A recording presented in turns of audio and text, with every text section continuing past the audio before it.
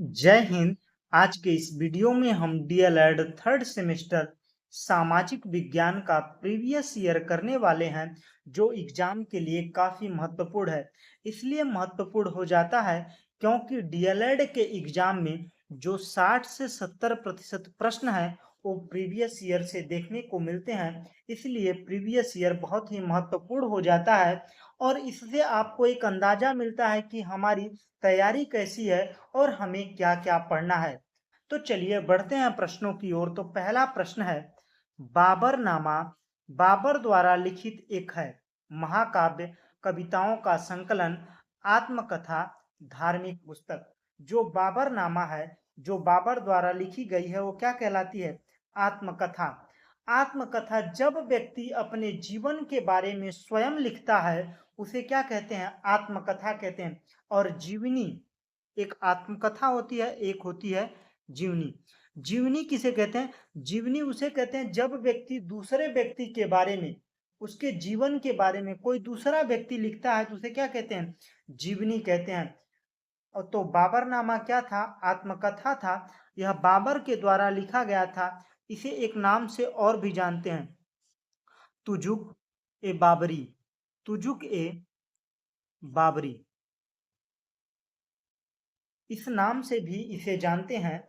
यह बाबर की आत्मकथा है। बढ़ते हैं अगले प्रश्न की ओर। तो अगला प्रश्न है, कन्नौज के युद्ध में हुमायूं पराजित हुआ क्योंकि? जो कन्नौज का युद्ध हुआ था, हुमायूं और शेरशाह सूरी के बीच में हुआ था, तो शेरशाह सूरी इसमें विजयी हुआ और हुमायूं पराजित हुआ। यह किस लिए हुआ था? तो उससे पहले यह जानिए कि कन्नौज का युद्ध कब हुआ था। तो कन्नौज का युद्ध 1540 ईस्वी में हुआ था। 1540 ईस्वी में हुआ था। और यह शेरशाह की सेना अधिक शक्तिशाली थी, इसलिए हुमायूं हारा था कि हुमायूं की सेना ने बगावत कर दी थी, कि हुमायूं की युद्ध करने की पद्धति अच्छी नहीं थी, कि बरसात होने के कारण युद्ध में तोपखाने व्यर्थ सिद्ध हुए थे।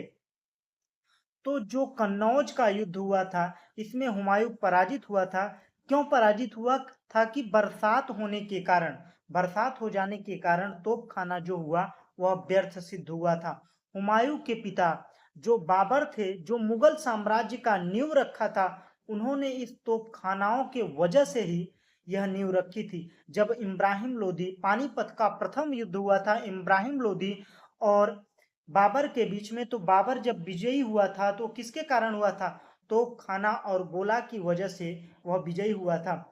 और यह युद्ध जो हुमायूं लड़ रहा था, यह तोपखानाओं से लड़ रहा था, लेकिन बारिश होने के कारण मसाल ठीक से काम नहीं की और जिसके वजह से हुमायूं पराजित हुआ था। बढ़ते हैं अगले प्रश्न की ओर। तो अगला प्रश्न है, मैंने एक मुट्ठी भर बाजरे के लिए हिंदुस्तान का साम्राज्य लगभग खो दिया, यह शब्द शेरशाह ने कहे थे। यह शब्द शेरशाह ने हुमायूं से चौसा युद्ध के बाद कहा था। मालदेव के युद्ध करने के बाद, राय सिंह की विजय के बाद, कन्नौज युद्ध जीतने के बाद। तो यह शब्द हुमायूं के चौसा युद्ध जीतने के बाद शेरशाह सूरी ने कहा था। और यह इसलिए कहा था, यह कब हुआ था? जो चौसा का युद्ध हुआ था, यह शेरशाह सूरी और हुमायूं के बीच में 1539 में हुआ था। 1539 में हुआ था और यह कथन शेरशाह ने कहा था। बढ़ते हैं अगले प्रश्न की ओर। तो अगला प्रश्न है, इबादत खाना का निर्माण कराया था अकबर ने, औरंगजेब ने, अलाउद्दीन खिलजी ने, फिरोज तुगलक ने।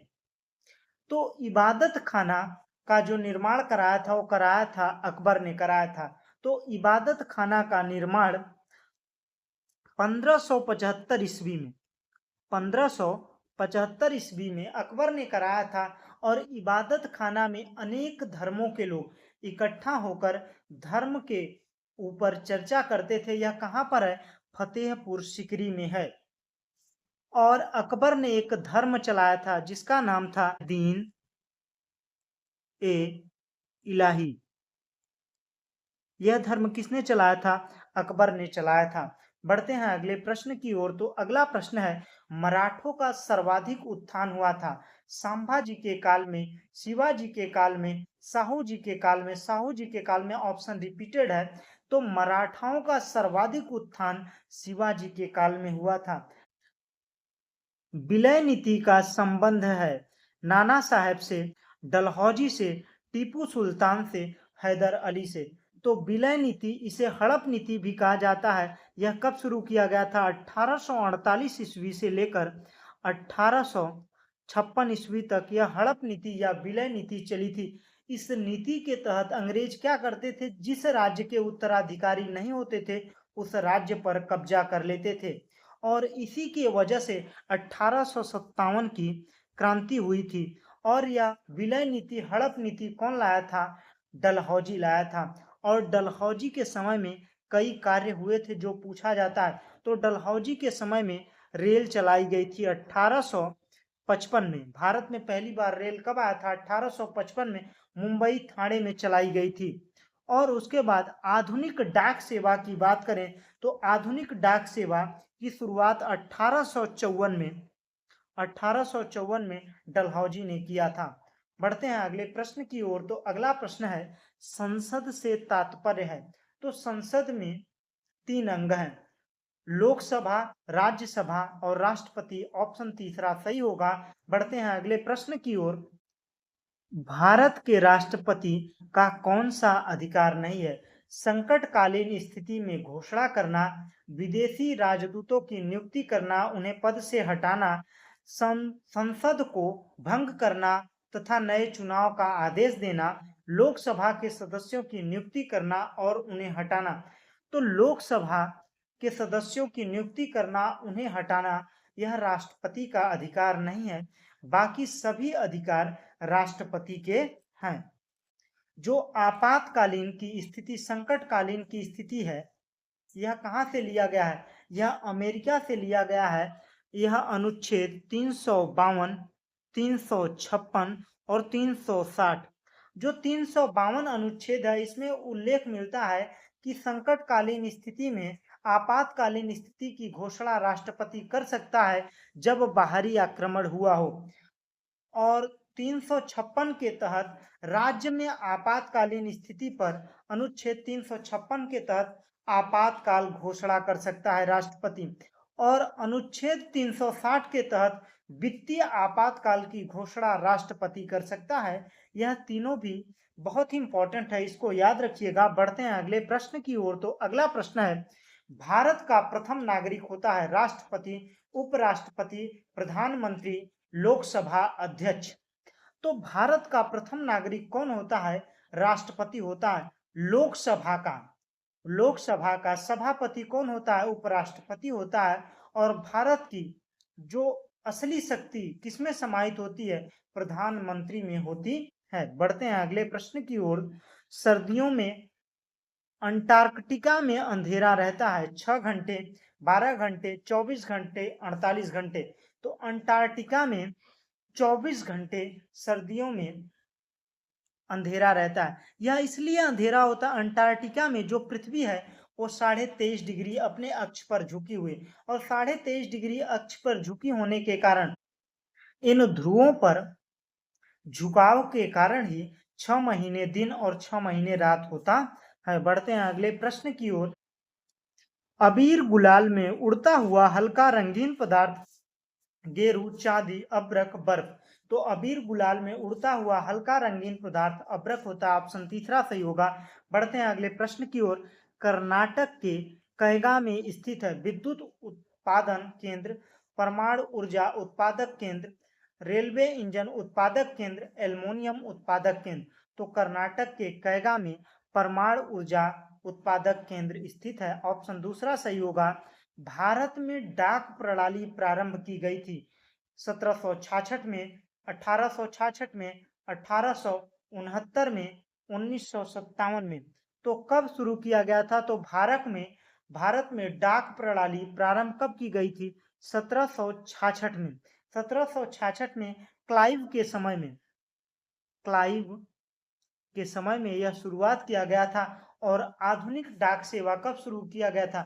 डलहौजी के समय में। बढ़ते हैं अगले प्रश्न की ओर।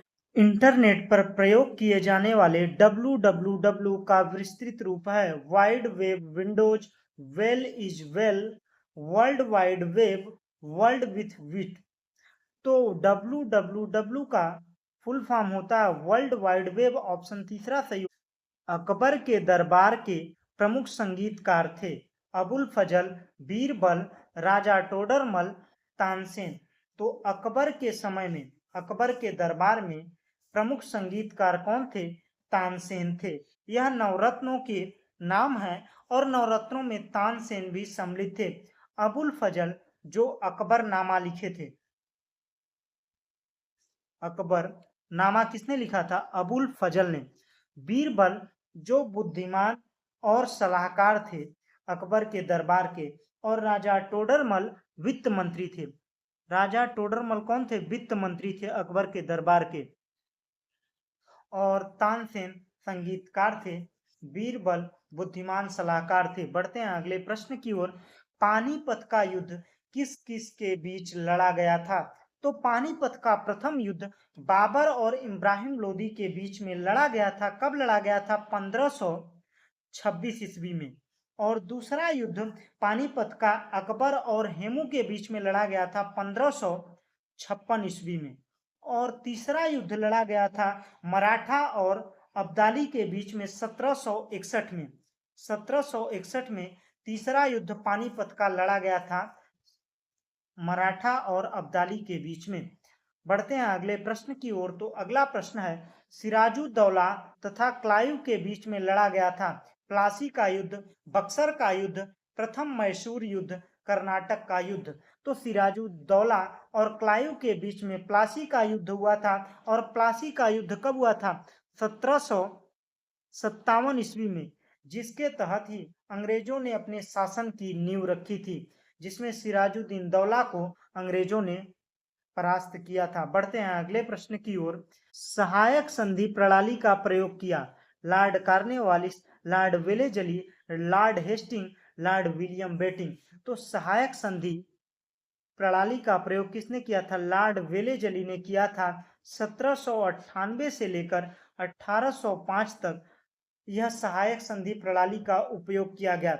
सहायक संधि प्रणाली के तहत अंग्रेज अपने प्रभुत्व को स्थापित करने के लिए भारतीय राजाओं को सेना प्रदान करते थे, जिसके तहत वो क्या करते थे? जब वहां की स्थिति ठीक नहीं होती थी या राजा के द्वारा उनके सैनिकों को वेतन नहीं मिलता था, तो क्या करते थे? उस राज्य पर कब्जा कर लेते थे। सहायक संधि के तहत लॉर्ड वेलेजली ने शुरुआत किया था।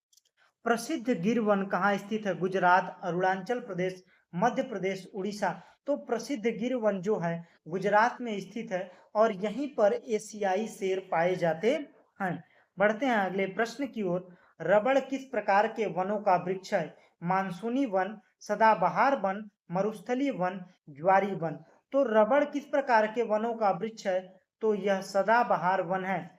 जो हमेशा हरे भरे रहते हैं वो कौन से वन कहलाते हैं? सदाबहार हैं। बढ़ते हैं अगले प्रश्न की ओर। चिपको आंदोलन संबंधित है वनों की रक्षा हेतु, जल संरक्षण हेतु, ऊर्जा संरक्षण हेतु उपयुक्त में से कोई नहीं। तो जो चिपको आंदोलन है यह वनों की रक्षा, पेड़ों को काटने के लिए, पेड़ों की कटाई को बंद करने के लिए चिपको आंदोलन चलाया गया था। चिपको आंदोलन 1973 में उत्तराखंड में चलाया गया था। उत्तर प्रदेश के चमोली जिला में था और इसके नींव किसने रखी थी? चंडी प्रसाद भट्ट ने रखा था। और इसका आगे चलकर नेतृत्व, मतलब इसे काफी उभर कर देश के सामने किसने लाया था? सुंदरलाल बहुगुणा ने लाया था। बढ़ते हैं अगले प्रश्न की ओर। तो अगला प्रश्न है वित्त विधेयक प्रस्तुत किया जाता है केवल लोकसभा में, केवल राज्यसभा में, दोनों सदनों में उपयुक्त में से कोई नहीं। तो जो वित्त विधेयक है यह केवल लोकसभा में पारित किया जाता है। बढ़ते हैं अगले प्रश्न की ओर। केंद्र सूची का विषय नहीं है प्रतिरक्षा, बैंकिंग, पुलिस, विदेशी मामले। तो जो पुलिस है यह राज्य सूची में है और केंद्र सूची में प्रतिरक्षा, बैंकिंग और विदेशी मामले हैं। बढ़ते हैं अगले प्रश्न की ओर। राज्यसभा की सदस्यता के लिए उम्मीदवार की आयु होनी चाहिए 25 वर्ष, 30 वर्ष, 32 वर्ष, 40 वर्ष। तो राज्यसभा की सदस्यता के लिए उम्मीदवार की आयु कम से कम 30 वर्ष होनी चाहिए। भारत ने अपनी मंत्रिमंडल प्रणाली किस देश से ली है? ब्रिटेन, अमेरिका, चीन, रूस। तो भारत ने अपनी मंत्रिमंडल प्रणाली यह किससे लिया है? ब्रिटेन से लिया है, क्योंकि भारत का संविधान कई देशों के संविधान को मिलाकर बनाया गया है। जिस देश से जो चीजें बेहतर लगी हैं उसने भारत ने उस देश से वह चीजें लेकर अपने संविधान में सम्मिलित किया है। ब्रिटेन ने मंत्रिमंडल को सम्मिलित किया है। जो मौलिक अधिकार हैं यह किससे लिया गया है? अमेरिका से लिया गया है। और मौलिक कर्तव्य रूस से लिए गए हैं। चीन से ऐसा कुछ खास लिया नहीं गया है। बढ़ते हैं अगले प्रश्न की ओर। राज्यसभा का सभापति होता है भारत का उपराष्ट्रपति, राज्यपाल, प्रधानमंत्री, सर्वोच्च न्यायालय का मुख्य न्यायाधीश। तो राज्यसभा का सभापति कौन होता है? भारत का उपराष्ट्रपति। निम्नलिखित में से कौन सा जोड़ सुमेलित है? सहारा मरुस्थल अफ्रीका, थार मरुस्थल दक्षिण अमेरिका, सोनोरान मरुस्थल उत्तरी अमेरिका, महान विक्टोरिया ऑस्ट्रेलिया। तो कौन सा जोड़ा सुमेलित है? तो सहारा मरुस्थल अफ्रीका, यह सही है। बढ़ते हैं अगले प्रश्न की ओर। रेगुलेटिंग एक्ट पारित किया गया था 1773, 1784, 1793, 1813 में। रेगुलेटिंग एक्ट कब आया था? 1773 में रेगुलेटिंग एक्ट ब्रिटिश संसद में पास किया गया था कि ईस्ट इंडिया कंपनी भारत में किस तरीके से राज्य करेगी, यह रेगुलेटिंग एक्ट के तहत बताया गया। बढ़ते हैं अगले प्रश्न की ओर। कंगाली नहीं, कंगारू। कंगारू पाए जाते हैं यूरोप महाद्वीप में, ऑस्ट्रेलिया महाद्वीप में, एशिया महाद्वीप में, अफ्रीका महाद्वीप में। जो कंगारू पाए जाते हैं यह ऑस्ट्रेलिया महाद्वीप में पाए जाते हैं। और सबसे छोटा महाद्वीप कौन सा है? कमेंट में बताइएगा। और कुल कितने महाद्वीप हैं? 7 महाद्वीप हैं। एशिया महाद्वीप, यूरोप महाद्वीप, अफ्रीका महाद्वीप, north America, south America, Antarctica, Australia, यह 7 महाद्वीप हैं। इनको याद रखिएगा। यह कई बार पेपर में पूछे गए हैं, अभी प्रीवियस ईयर में भी पूछे गए थे, इसलिए यह जरूरी हो जाता है। हमने 2 सालों का प्रीवियस ईयर करा दिया है। अगर आप लोगों को वीडियो अच्छा लगा तो वीडियो को लाइक करो, दोस्तों के साथ शेयर करो, और हमारे चैनल पर नए हो तो भाई प्लीज यार चैनल को सब्सक्राइब कर दो। Thanks for watching. जय हिंद।